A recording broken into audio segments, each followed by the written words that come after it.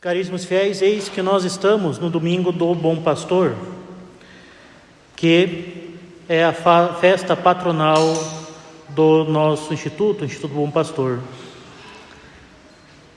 E hoje a liturgia se encontra plena da misericórdia que jorra do Santíssimo e Sacratíssimo Coração do nosso Bom Pastor, que é nosso Senhor Jesus Cristo. Nossa Santa Madre Igreja nos apresenta esta imagem extremamente consoladora de Cristo, Bom Pastor, justamente após nos elevar ao ápice do ano litúrgico com a glória da Páscoa e da sua oitava. No ano litúrgico, os mistérios que nós contemplaremos daqui em diante, após este auge pascal, estabelecerão de forma firme e estável o reino da graça. Justamente tudo que vem de agora em diante trata justamente da nossa condução ao nosso fim último, que é o céu, por meio da Santa Romana Igreja. E nós podemos assim, meus caros, olhar brevemente para o que nós passamos e para aquilo que há de vir no ano litúrgico. Pois desde o Advento nós nos preparamos e em seguida contemplamos os mistérios da encarnação e em seguida da redenção. Passo a passo, através do Advento, do Natal, da Epifania, da Septuagésima, da Quaresma, da Paixão e da Páscoa, o nosso Salvador estabeleceu a sua vitória sobre o demônio, sobre o pecado e sobre a morte, e resgatou a nossa natureza que se encontrava escrava do demônio, do pecado e do mundo, e abriu para nós o céu. Em breve, na festa da Ascensão, ele subirá aos céus, tomando posse de seu reino e enviando o Espírito Santo sobre nós e sobre sua Santa Romana Igreja no mistério de Pentecostes. E em seguida adentraremos o longo período depois de Pentecostes, um tempo tão longo que ocupa metade do ano litúrgico. Este longo tempo em verde, que de comum não tem nada, mas que tem justamente por objetivo tratar de nós, da igreja militante,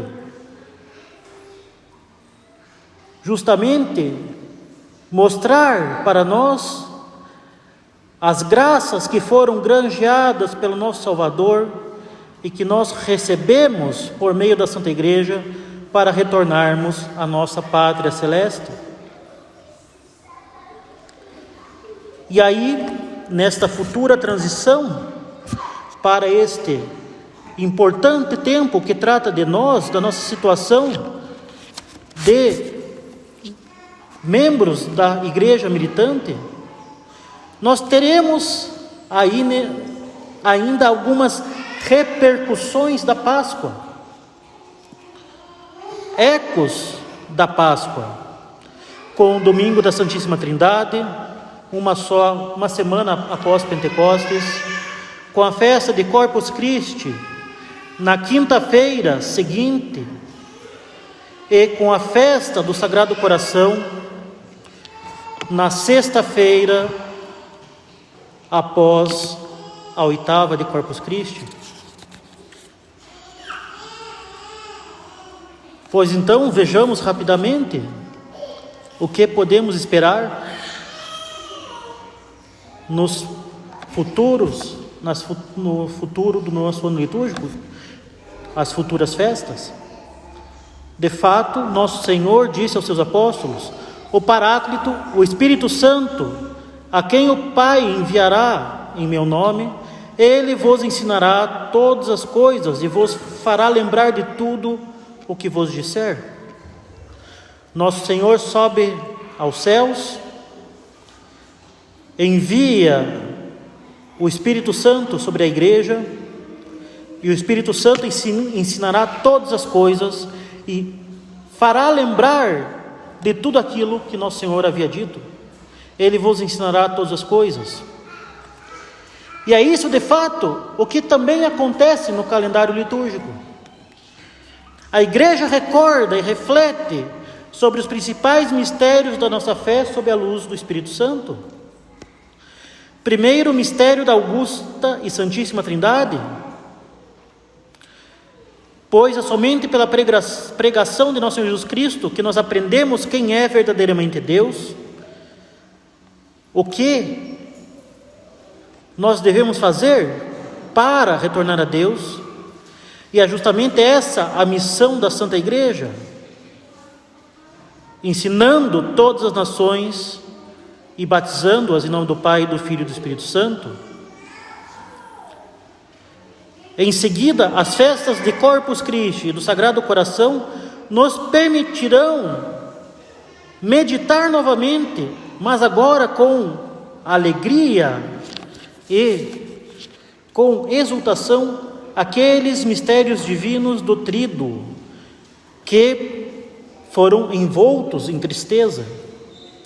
Na Quinta-feira Santa, nós celebramos a instituição da Santíssima Eucaristia e do sacerdócio católico, mas a nossa alegria foi ao meio da paixão, foi na iminência da paixão.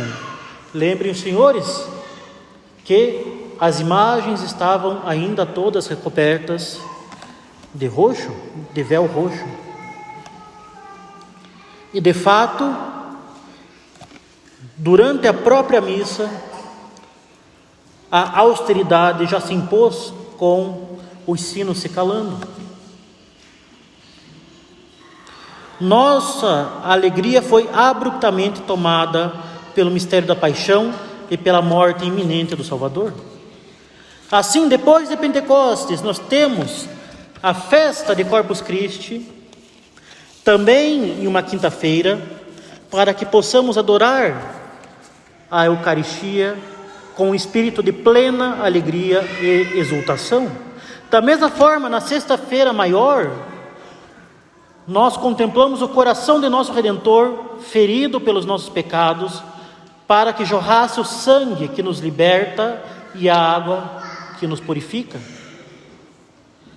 Mas naquele dia dolorosíssimo, estávamos por demais tomados, e justamente tomados pela tristeza, para que nos regozijássemos adequadamente naquele amor que fez de nosso Senhor Jesus Cristo uma vítima voluntária por nossos pecados. E assim, nós temos a festa do Sagrado Coração celebrada na sexta-feira após a oitava de Corpus Christi, como um eco da sexta-feira maior, mas desta vez exultante de alegria. E eis que, entre a Páscoa e estes últimos ecos deste cume litúrgico que nós acabamos de contemplar há 2 semanas atrás, nós temos no Evangelho de hoje uma das imagens mais queridas e consoladoras da misericórdia de nosso Salvador, e que nós podemos muito bem identificar esta imagem como sendo a personificação do coração amoroso de nosso Senhor. E esta figura é o bom pastor, que dá a sua vida pelas suas ovelhas. Imagem esta que obviamente está íntima e inseparavelmente unida àquela parábola da ovelha perdida, que é carregada nos ombros do pastor. Tanto que é esta imagem que nós temos do bom pastor, ele carregando, ou então aqui guiando a sua ovelha. Agora nós não podemos imaginar que esta imagem seja uma perícope, um trecho isolado no ano litúrgico, ou então uma imagem isolada nesta liturgia de hoje. Vejamos muito bem que todo o próprio da missa está unido por um fio comum, que é justamente a manifestação do amor misericordioso do Sagrado Coração daquele que é o nosso bom pastor, nosso Senhor Jesus Cristo. Estamos vendo justamente a manifestação do amor misericordioso que levou o bom pastor a dar a sua vida por nós que somos suas ovelhas. De forma que nós temos no Sagrado Coração a manifestação sensível deste amor misericordioso, e o bom pastor nós podemos ver como a imagem, a personificação deste amor. E se o bom pastor dá a vida pelas suas ovelhas, pelas suas pobres e miseráveis ovelhas, é justamente movido pelo ardor deste coração misericordioso.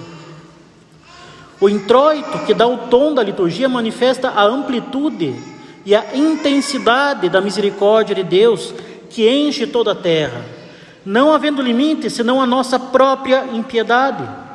E como deve ser isso um motivo de consolação e alegria para aqueles que buscam a Deus. Quando nós estávamos sozinhos, quando estávamos à mercê do demônio, condenados à morte, pela nossa fraqueza, pela nossa própria estupidez, pela nossa própria teimosia, como aquela ovelha perdida que sai do redil do seu pastor, quando estávamos na miséria e quando estávamos verdadeiramente miseráveis, cegos, perdidos, o Verbo se fez carne. Não somente se fez carne, mas se humilhou, sofreu e deu a vida por nós. Ele nos tomou sobre os seus ombros e nos conduziu ao verde pasto da Santa Romana Igreja para termos a glória eterna. E a figura da ovelha é extremamente propícia. Afinal, aqueles que conhecem um pouco da vida no campo e do pastoreio sabem bem e relatam muito bem como a ovelha é um dos animais mais limitados, se colocando em perigo facilmente. A ovelha sem o pastor é um animal verdadeiramente estúpido e se coloca por conta própria nas ciladas mais perigosas, tendo a necessidade verdadeiramente de ser reconduzida, muitas vezes na base da paulada, para o caminho correto. E é para isso justamente que o pastor, vendo este animal, que muito bem poderia ser deixado de lado, por ser somente um entre vários, que poderia muito bem ser objeto de raiva e de castigo, por ter se metido em encrenca por conta própria, que poderia muito bem, devido a estar destinada eventualmente a ser comida,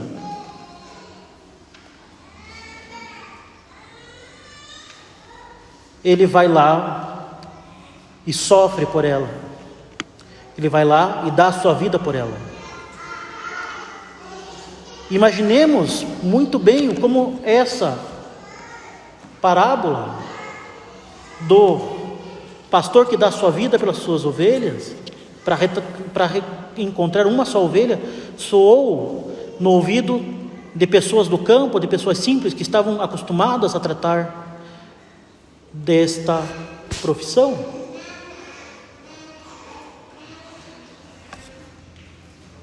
Trata-se de uma ovelha que muito bem poderia virar um suculento churrasco. Que história é essa de um fazendeiro, de um pastor que dá sua vida pelo seu animal? E não qualquer animal, um animal besta que se colocou em encrenca por conta própria.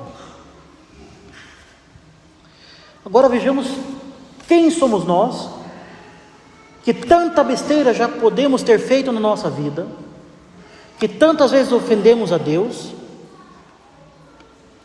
que não somos nada se comparados a Deus, senão mato seco que é consumido rapidamente pelo fogo, como diz o Salmo, e Deus vem, sofre e morre por nós, pensando em nós, e não simplesmente pensando em nós de forma genérica, mas pensando em nós pessoalmente, e pensando em cada uma das ofensas que nós fizemos e ainda vamos fazer contra Ele. Ele se faz carne, nos toma sobre seus ombros e nos conduz à igreja para que nós tenhamos a felicidade eterna. E é esta a petição que é resumida na coleta da missa. Deus, que pela humilhação de vosso Filho levantastes o mundo do abatimento em que jazia, concedei a vossos fiéis a alegria perpétua, e assim como nos livrastes do perigo da morte eterna, fazei-nos gozar das alegrias eternas. Tal é o coração do bom pastor, um coração amoroso e rico em misericórdia, que para nos salvar entrega-se aos mais profundos sofrimentos e à própria morte. É justamente o que conclui São Pedro na sua epístola: por suas chagas fostes curados, pois vós éreis como ovelhas desgarradas, agora porém já vos convertestes ao pastor e bispo de vossas almas, donde a devoção imemorial às chagas de nosso Senhor, que é justamente essa devoção às santas chagas, a raiz, a semente, de onde vai vir mais tarde a devoção, a mais bela das chagas, que é a chaga do coração, de onde vai surgir a devoção ao Sagrado Coração de Jesus. E mesmo que o pastor tenha posteriormente ou durante o resgate corrigir ou castigar a ovelha errante com algumas pancadas, com algumas admoestações, ainda assim o único sentimento que ele preserva é o de sua alegria suprema. Ele exclama: alegrem-se comigo, porque encontrei a minha ovelha perdida. E ele conhece as suas ovelhas e sempre se sacrificará para que elas voltem ao seu devido redil. É o que nós ouvimos no Evangelho: eu dou a minha vida por minhas ovelhas. E não foi somente na cruz. Este sacrifício é perpetuado sobre os nossos altares. O sangue de nosso Senhor é derramado do seu coração todos os dias sobre os nossos altares, para que não somente nós retornemos a Ele, mas também para que as demais ovelhas que Ele tem e que não estão no redil do bom pastor, que não estão na Santa Romana Igreja, para ela retornem. Ele diz: outras ovelhas tenho eu que ainda não são deste aprisco, é preciso que eu as chame também, e ouvirão a minha voz, e haverá um só rebanho e um só pastor. E não somente ele continua se sacrificando, distribuindo as suas graças no confessionário, mas ele continua chamando a todos para que retornem para ele. Seja retornando para a igreja, seja retornando para o estado de graça. É esta a alegria do bom pastor, é este o desejo do seu coração. E ele continua a chamar por meio da Santa Romana Igreja, por meio do ensinamento da doutrina católica, por meio dos seus bons pastores, que são os bispos, que são os sacerdotes. O sacramento da ordem, o sacerdócio católico foi instituído justamente para perpetuar não somente o sacrifício, o derramamento de sangue do bom pastor, mas para perpetuar a voz do bom pastor que clama para que essas ovelhas retornem para casa, que retornem para o Sagrado Coração do bom pastor. Ele é bom e onipotente, ele quer a salvação de suas ovelhas. Ele já derramou todo o seu sangue por elas, ele as chama. E a sua alegria está justamente em que elas aproveitem o seu sangue e ouçam o seu chamado. Afinal, a ovelha por conta própria, ela cai nas ciladas, ela cai no poço, ela se embrenha nos espinhos, ela é comida pelo leão devorador que é o demônio. Mas, ouvindo, seguindo, se deixando levar pelos bons pastores de Nosso Senhor, pelos bons sacerdotes, estando no redil da Santa Romana Igreja, elas podem justamente ser preservadas dos perigos e alcançar a salvação. E aí nós vemos claramente, pela misericórdia infinita do nosso bom pastor, como a devoção ao bom pastor está unida à devoção ao Sagrado Coração, pois ambos manifestam a infinita misericórdia de Deus. O bom pastor é bom justamente porque o seu coração é rico em misericórdia. No grego original nós temos ho poietes, ho kalos, o pastor, o bom, aquele que é bom por excelência, porque é Deus. E justamente o Evangelho não nos diz que o coração de Cristo, nosso Senhor, foi transpassado por amor a nós. A devoção ao Sagrado Coração do Senhor, por direito próprio, recebeu um impulso inicial, justamente pela devoção às santas chagas. E sobretudo como resultado das revelações feitas às santas monjas beneditinas, Santa Mectilde e Santa Gertrudes.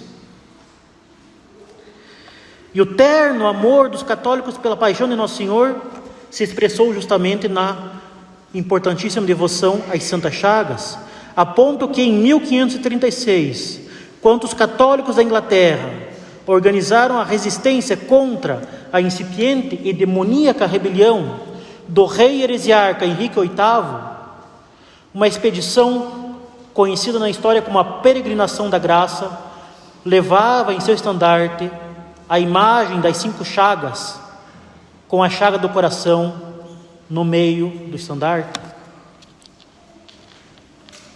E tendo no centro o Sagrado Coração de Nosso Salvador como expressão sensível de seu amor misericordioso, a devoção como a conhecemos hoje se desenvolveu particularmente no século XVII, na França. Naquela época se devastava a piedade do clero e dos fiéis pela heresia do jansenismo. Essa heresia, que possuía uma visão pessimista da natureza humana, enfatizava a maldade do homem, se concentrava unicamente no pecado e na miséria humana, em detrimento da misericórdia de Deus.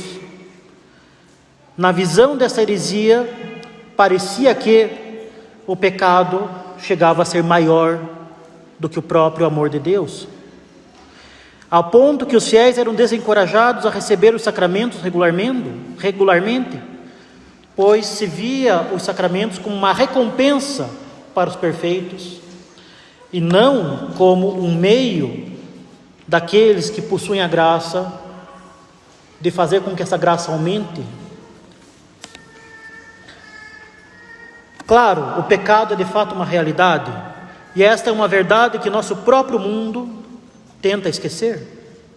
Se dissermos que não temos pecado, nós nos enganamos a nós mesmos, e a verdade não está em nós, como diz São João. Mas o pecado não é tudo. Nós não somos os nossos pecados. O pecado não é o centro da nossa existência. Inclusive, metafisicamente, o pecado não possui sequer ser, mas ele é a ausência de ser. Ele é uma bolha de não existência, uma bolha de nada, que retira a devida ordem da criatura. Sendo uma ausência de ser e uma desordem, seria um absurdo que tivesse o pecado um protagonismo na nossa vida espiritual. E é justamente essa uma das grandes tentações do demônio, fazer-nos remoer o pecado, focar-se nele, achar que nós somos um lixo, achar que nós não temos jeito, que o pecado em nós é inevitável, e assim ele nos distrai de Deus. E é justamente, meus caros, porque nós somos pecadores, e para nos livrar do pecado, que Deus se manifestou a nós com um amor essencialmente misericordioso. Ele veio nos levar em seus ombros, como o bom pastor que é, justamente quando nós éramos incapazes de nos dirigirmos a Ele. Se nosso Senhor é rico em misericórdia, é porque Ele tem quem necessite dessa misericórdia.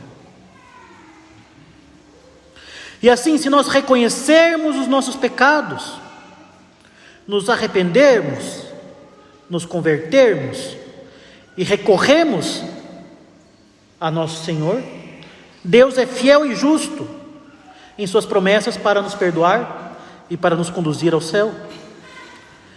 Justamente o que Deus quer é que nós nos aproximemos dele com confiança.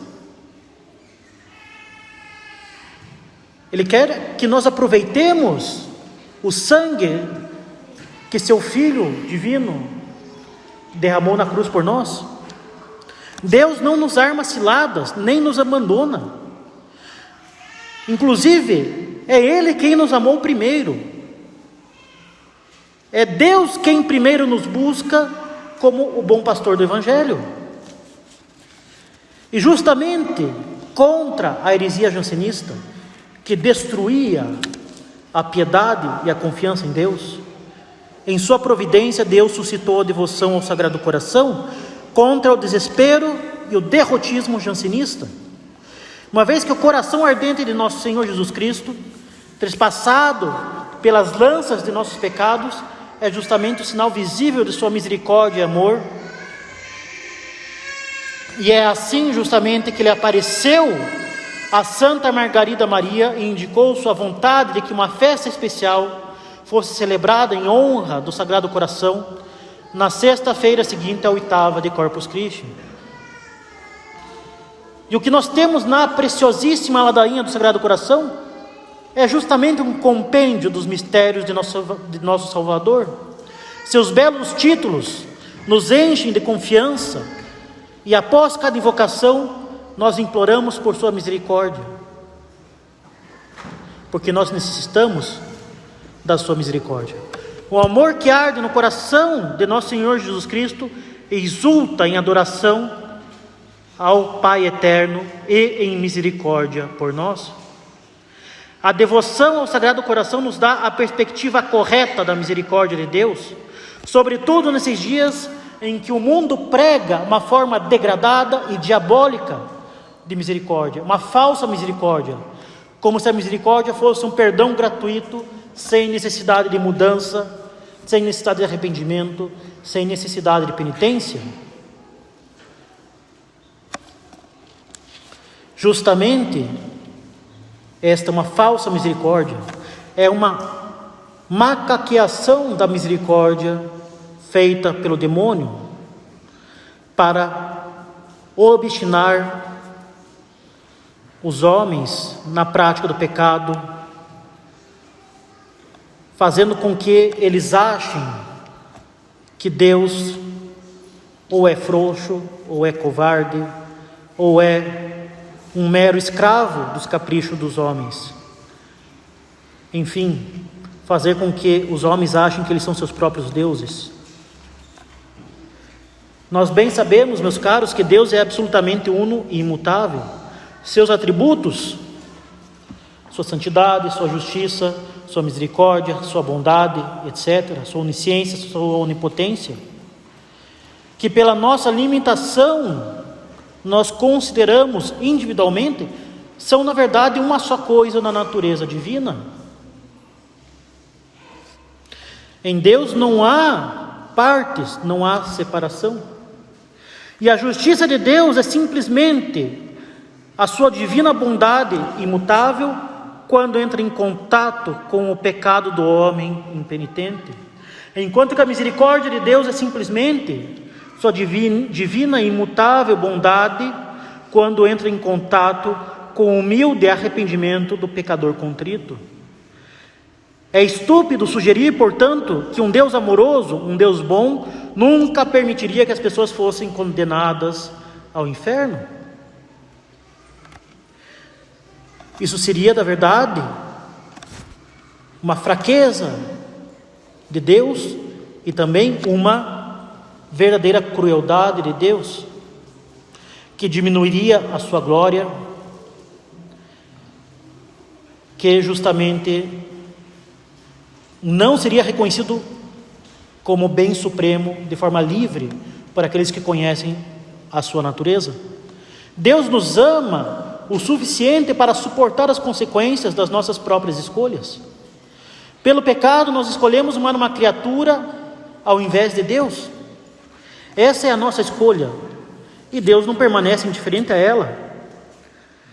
A própria bondade de Deus, seu próprio amor perfeito por si mesmo, nunca muda e nunca pode mudar. Deus não pode recompensar o pecado ou ser indiferente a ele. E por isso, as almas condenadas dão a devida glória a Deus, apesar delas, no inferno. Mas certamente, Ele pode perdoar o pecado diante de um coração contrito e penitente da criatura. Mas para isso nós devemos justamente estar dispostos a nos arrepender e recorrer ao bom pastor que nos receberá com alegria, nos colocará sobre seus ombros e nos conduzirá à segurança e consolação dos seus pastos. Por fim, São Gregório Magno, comentando sobre a maior alegria no céu pela conversão de um só pecador, mais do que por 99 que permanecem fiéis, dá uma explicação consoladora. Às vezes, aqueles que se lembram de ter cometido certos pecados podem ser movidos a tristeza e desânimo por olharem somente para suas próprias faltas. Mas olhando para Deus, o amor divino se acende neles e eles começam a se dedicar à prática de grandes virtudes, reconhecendo que se desviaram de Deus, que é sumamente bom, e eles compensam as perdas anteriores com os ganhos que agora se seguem, assim como nosso Pai Celestial fica ainda mais satisfeito com a obediência de seu Filho do que com justamente os pecados do mundo. Da mesma forma, o Sagrado Coração é mais consolado pela nossa conversão do que ferido por nossa infidelidade. Pois então depositemos nossa confiança no bom pastor sempre, pois ele é o bom amigo que nos ama, rico em misericórdia, e que já triunfou sobre os nossos inimigos. Louvado seja o nosso Senhor Jesus Cristo.